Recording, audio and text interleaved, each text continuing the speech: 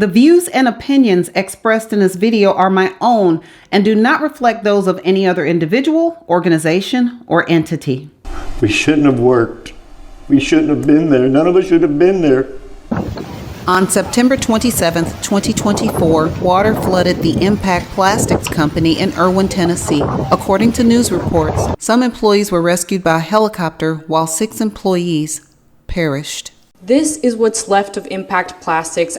Impact Plastics released a statement saying management was monitoring the weather, and when the flooding reached the parking lot and the plant lost power, employees were dismissed. However, some workers claim this is not what happened. When they told us we could leave, it was just too late.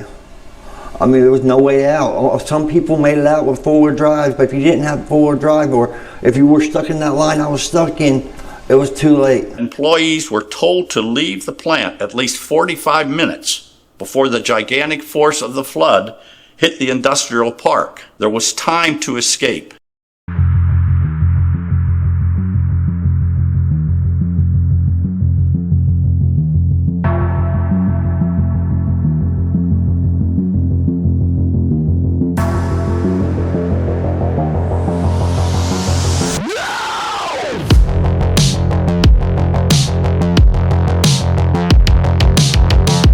Emergencies happen when we least expect them, but when they do, the difference between survival and tragedy often comes down to one thing, and that's preparedness. In this video, I'm going to discuss the critical components of an effective emergency plan for businesses using a real-world example that shook the small town of Erwin, Tennessee, the Impact Plastics tragedy.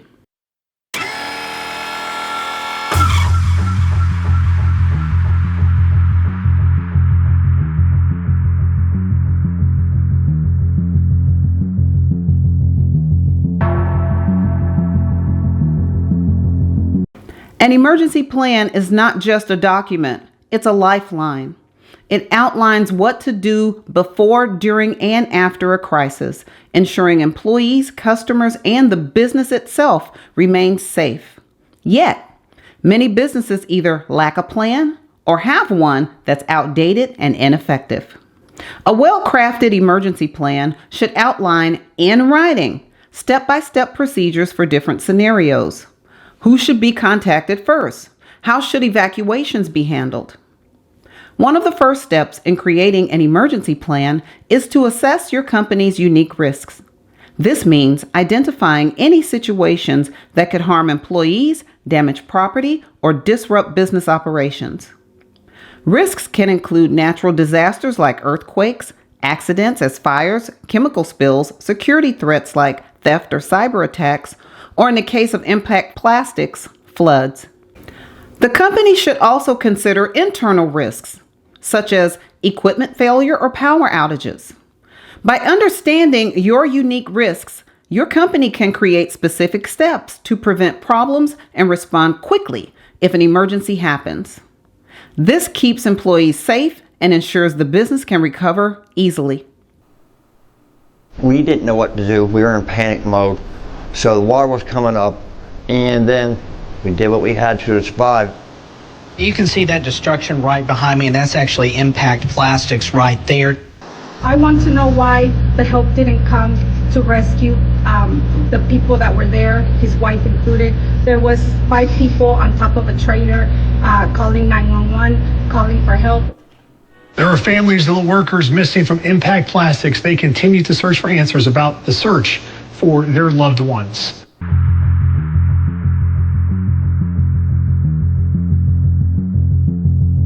A critical part of emergency planning involves establishing an emergency committee and appointing a designated emergency coordinator to oversee all emergency preparedness and response activities. Let's first talk about an emergency committee.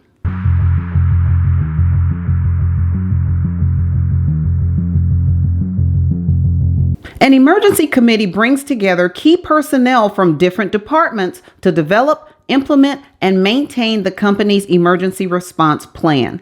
This team ensures that all aspects of the organization are considered, from employee safety and communication to business continuity and recovery efforts. Here's why forming an emergency committee is crucial. Involving representatives from different departments ensures that the emergency plan addresses diverse needs and risks specific to each area of the company. Emergency preparedness isn't the job of one person alone. A committee spreads the responsibilities across multiple people, ensuring that no single individual is overwhelmed.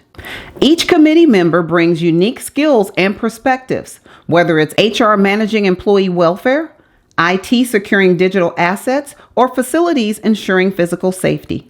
The committee can organize and oversee regular emergency drills, ensuring all employees know how to respond during a crisis. After any drill or real incident, the committee reviews what worked and what didn't, continuously improving the emergency response plan.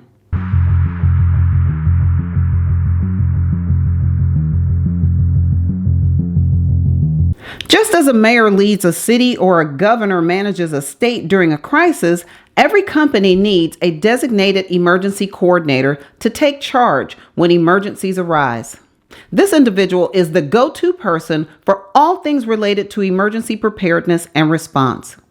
Their role goes beyond just monitoring potential threats. They must have the authority and confidence to act swiftly and decisively. The coordinator should actively monitor current news, weather updates, and any other factors that could pose a threat to the company. Staying informed allows for proactive responses rather than reactive ones.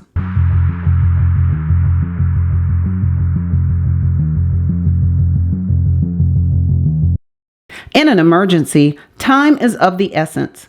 The emergency coordinator must have the authority to make quick decisions, whether it's calling for an evacuation, initiating lockdown procedures, or coordinating with first responders without needing approval from the company owner or president. This autonomy is vital, especially when dangerous conditions are present around the facility. The emergency coordinator should have the power to create a support team within the emergency committee.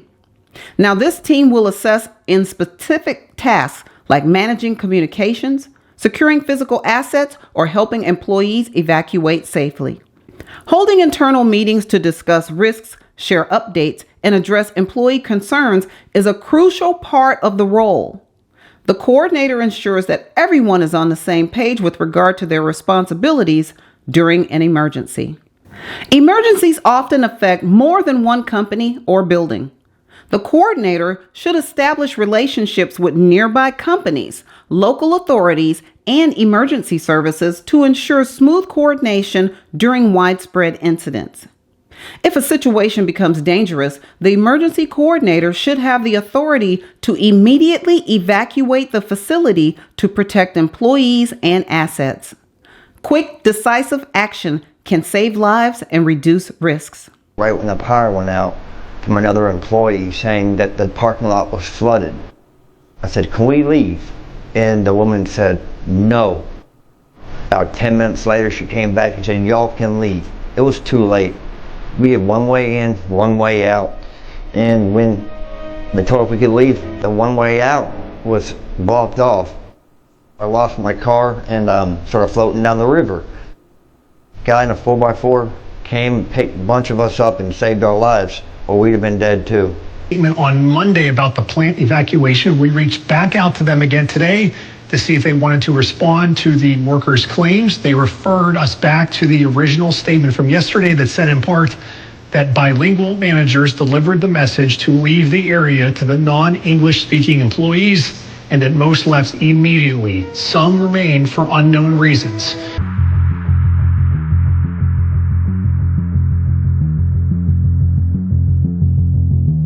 In an emergency, whether it's a natural disaster, fire, security threat, or health crisis, clear and fast communication is critical. Employees need to know what's happening, what steps to take, and when is it safe to return to work. Without a reliable system to communicate before, during, and after an emergency, confusion and panic can spread, putting people's safety and the company's operation at risk. The most important reason for having a communication system is to protect employees. Quick alerts can help people evacuate safely, avoid danger, or take shelter when needed. In emergencies, people often panic when they don't know what's going on. Fast and clear messages help keep everyone calm and informed. A good communication system ensures that employees know when it's safe to return to work or how to continue operations remotely. This helps the company recover faster after the emergency. Companies have a responsibility to keep their employees informed during emergencies. Failing to do so can lead to legal issues or damage to company reputation.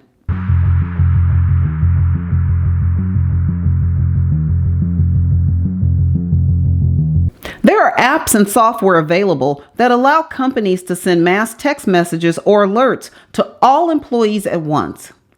These tools can help quickly notify staff of emergencies, updates, or instructions. Management should embrace this technology and make it a key part of the company's emergency plan. It should be tested at least once a year to make sure it works properly when needed. If the company cannot afford advanced communication apps, there are still simple, effective options. The emergency coordinator should have a group text set up on their phone with all employee phone numbers saved. Keep in mind that the most cell phones have a maximum of 10 phone numbers in a group. If your organization has less than 10 employees, a group text may be something your organization can use. I recommend that you do your own research into mass communication methods and create a backup communication method unique to your company. An emergency communication system isn't just a luxury, it's a necessity. Whether using advanced apps or simple group texts, the ability to quickly reach all employees can save lives, reducing confusion, and helping the company recover faster from the unexpected events. By making communication a key part of that emergency plan, companies show that they care about their employees' safety and are prepared for whatever challenges come their way.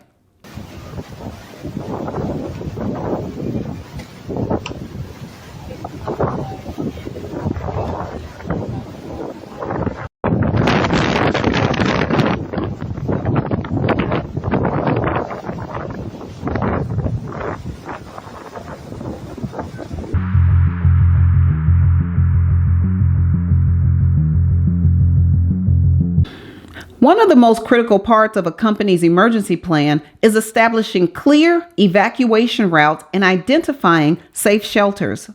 These procedures ensure employees can quickly and safely exit the building or find protection when evacuation isn't possible. The primary goal of an emergency plan is to keep employees safe. Having well-marked evacuation routes and designated shelters help people know exactly where to go during a crisis, reducing the chance of injury or confusion. In an emergency, people often panic when they don't know what to do. A clear plan with visible signs, maps, and practice drills help employees stay calm and react quickly. Many local and national safety regulations require businesses to have evacuation and shelter plans in place. Failure to meet these standards can result in fines, legal trouble, and increased liability, especially if someone is hurt. A well-organized evacuation and shelter plan not only protects employees, but also helps minimize damage to the business. Quick, safe responses can limit property damage and allow the company to resume operations faster after the emergency.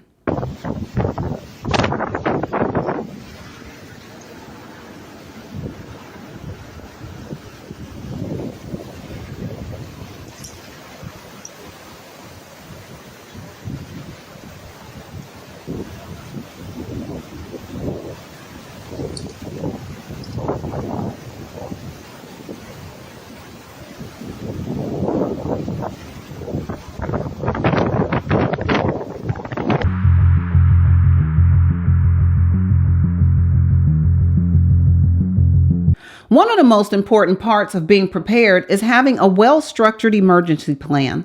However, having a plan is not enough. It is also crucial to update, practice, and train employees regularly on this plan to ensure that everyone knows what to do during an emergency. An emergency plan should be viewed as a living document that changes as the company grows and as risks evolve. Regular updates are important because they ensure that the plan reflects any changes in the company's operations, building layout, or employee responsibilities. For example, if the company expands to a new building or hires new employees, the plan must be updated to include new evacuation routes, emergency contacts, and designated safe areas. If the plan isn't updated regularly, it could become outdated and ineffective when you need it the most.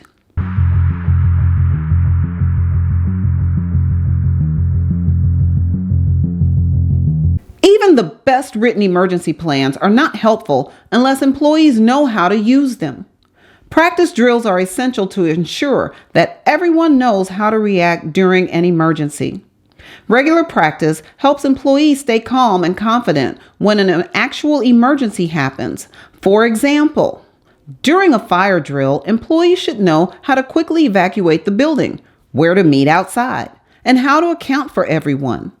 Practice ensures that evacuation processes are smooth and quick, reducing the chance of confusion or panic. Practice also allows companies to identify weaknesses in their emergency plan. If a drill reveals that employees don't know how the evacuation routes or certain doors open, there's an opportunity to fix these issues before they become real problems. Training should not be a one-time event. Employees should receive ongoing training throughout their time at the company to keep the information fresh. New hires should be trained as part of their onboarding process, and current employees should have periodic refresher courses. Employees should also be informed about any updates or changes to the emergency plan. This ensures that everyone is on the same page and ready to act in an emergency.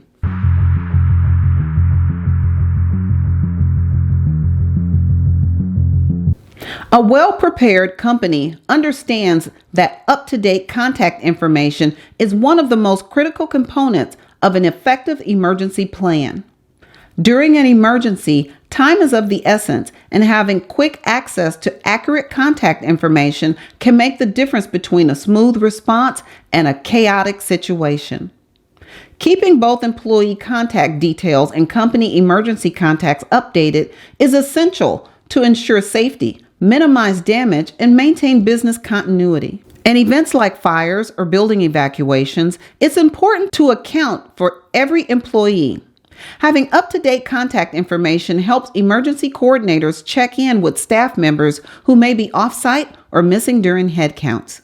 After an emergency, companies may need to update employees on when to return to work or provide information on temporary relocation plans. Keeping contact details current allows for efficient communication after the situation has stabilized.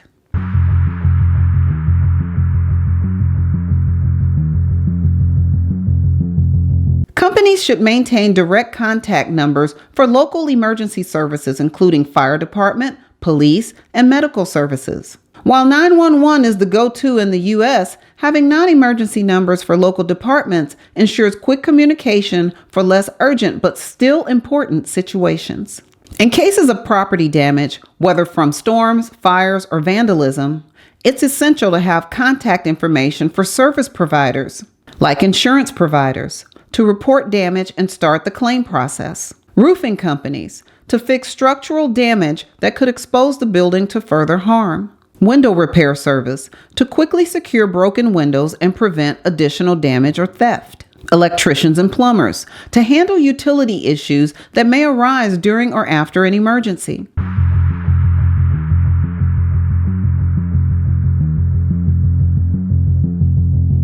Companies often rely on IT support or data recovery services to secure business-critical information after emergencies like cyber attacks or system failures. Having these contacts readily available helps minimize downtime and data loss. In some situations, nearby businesses might be facing the same emergency, such as during natural disasters or local power outages. Coordinating with neighboring companies can improve safety, share resources, and help with evacuation plans if needed. Companies should conduct quarterly or biannual reviews of all contact information. Employees should be prompted to confirm or update their personal and emergency contact details regularly. Similarly, The emergency coordinator should review and verify the accuracy of all external contact numbers for emergency services and contractors. All contact information should be stored in a centralized system that is accessible to key personnel, especially the emergency coordinator and members of the emergency response team. This information must be protected for privacy, but easily accessible during emergencies. Backup copies, both digital and physical, should be stored securely off-site or in cloud-based systems to protect data in the event of a disaster. There are apps and software that allow for mass text messaging or automated calls to employees during emergencies. These tools should be embraced by management to ensure swift and efficient communication. Companies should test these systems annually to ensure they function properly when needed. Keeping employees and companies' emergency contact information up to date is a fundamental part of any effective emergency plan. Quick communication can save lives, reduce damage, and ensure a faster return to normal business operations. Regular updates, the use of technology, and secure accessible storage of this information are key to ensuring that a company is prepared for any unexpected event. By prioritizing and maintenance of accurate contact information, companies can create a safer and more resilient workplace for everyone.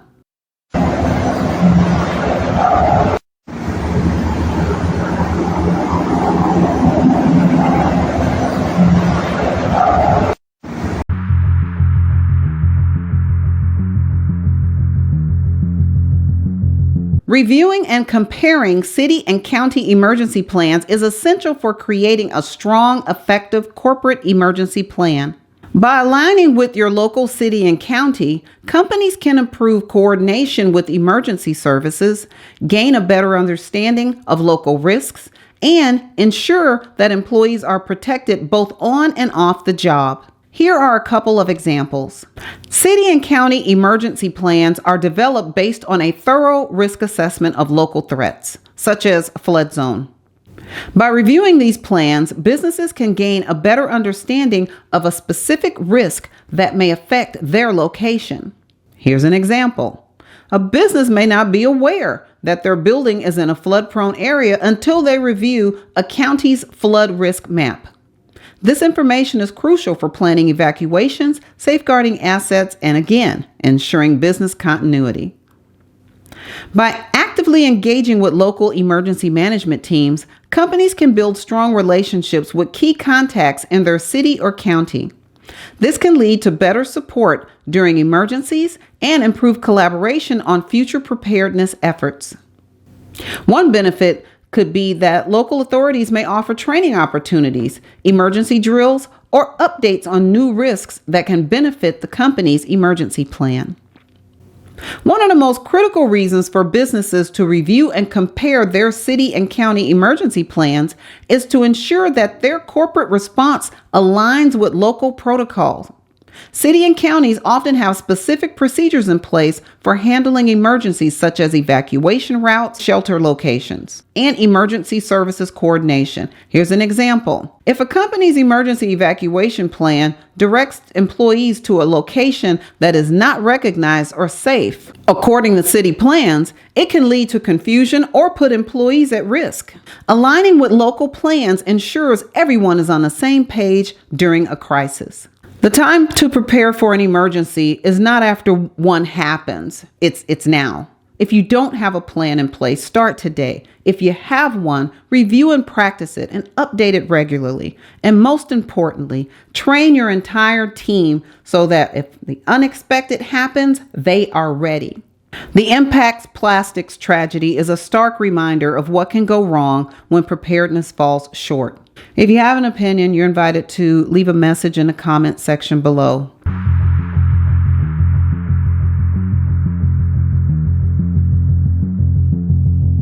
I'm Gerald O'Connor, founder and president of Impact Plastics in Erwin, Tennessee. Due to death threats against me and my family, and to reduce the stress on local law enforcement that now needs to be focused on recovery operations, I'm with you by this video. The flood of September 27th took from our Impact Plastics family some great employees. One was a personal friend of more than 30 years of working together. We are heartbroken, as you are, about our loss, and will keep those who have now passed in our hearts forever.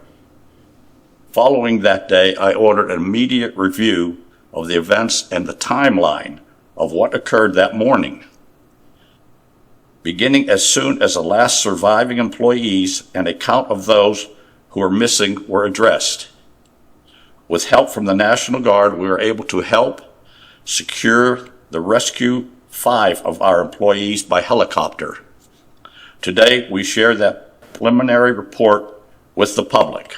The findings are that employees were told to leave the plant at least 45 minutes before the gigantic force of the flood hit the industrial park.